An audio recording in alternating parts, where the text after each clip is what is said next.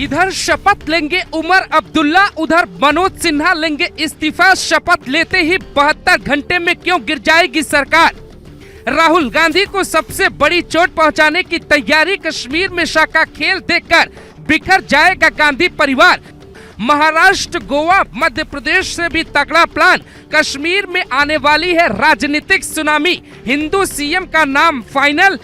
भारत के इतिहास में शायद ऐसा पहली बार होगा जब मुख्यमंत्री को शपथ के 72 घंटे के भीतर ही इस्तीफा देना पड़ेगा। कश्मीर में बेशक बीजेपी दूसरी सबसे बड़ी पार्टी बनी है, लेकिन हिंदू सीएम बनाने का सपना अभी भी साकार हो सकता है। अमित शाह नरेंद्र मोदी को कश्मीर में हिंदू सीएम का तोहफा भेंट करना चाहते हैं। ये काम भारत का कोई प्रधानमंत्री नहीं कर पाया। इसकी आधारशिला 2 साल पहले ही रख दी गई, जब नरेंद्र मोदी और अमित शाह को पता था कि कश्मीर में हारेंगे तो वहां चुनाव क्यों करवाया गया। इस सवाल का जवाब आपको तब मिलेगा जब आप शाह की कश्मीर में नई क्रोनोलॉजी समझेंगे। जब महाराष्ट्र में साल 1980 में अब्दुल रहमान अंतुले 2 साल के लिए मुख्यमंत्री बन सकते हैं, तो फिर कश्मीर में कोई गदाधारी नेता सीएम क्यों नहीं बन सकता? तो सबसे पहले आपको समझाते हैं कश्मीर में शाह का मैजिक कौन सा है जो राजनीतिक मिथक के सारे रिकॉर्ड तोड़ देगा। कश्मीर में कैसे हिंदू सीएम बना सकती है बीजेपी? जम्मू कश्मीर में किसी भी पार्टी को पूर्ण बहुमत नहीं मिला। सबसे ज्यादा 42 सीटें नेशनल कॉन्फ्रेंस को मिली है, यानी पूर्ण बहुमत से 4 सीटें कम है। 6 सीटें कांग्रेस को मिली है, यानी 42 और 6 कुल मिलाकर 48 सीटें होती हैं। जबकि बीजेपी के पास 29 सीटें। उसके बावजूद बिना उमर अब्दुल्ला की पार्टी तोड़े बीजेपी 50 विधायकों के साथ दावा कर सकती है।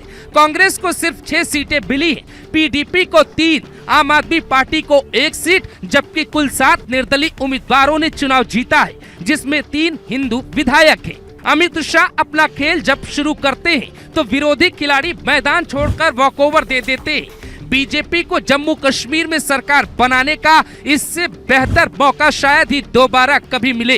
राजनीतिक समीकरण दावा करते हैं कि चाणक्य नीति और साम दाम दंड भेद से बीजेपी जम्मू कश्मीर में बहुत जल्द सरकार बना सकती है।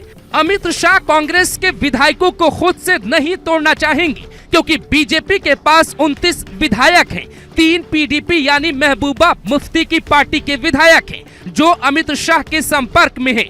7 निर्दलीय विधायक भी बीजेपी के संपर्क में हैं, जिसमें 3 हिंदू विधायकों ने अपना इशारा भी दे दिया, यानी 29 बीजेपी के, 3 पीडीपी और 7 निर्दलीय बराबर 39 की संख्या हो जाती है। 39 बहुमत से कम है, तो फिर बीजेपी क्या करेगी?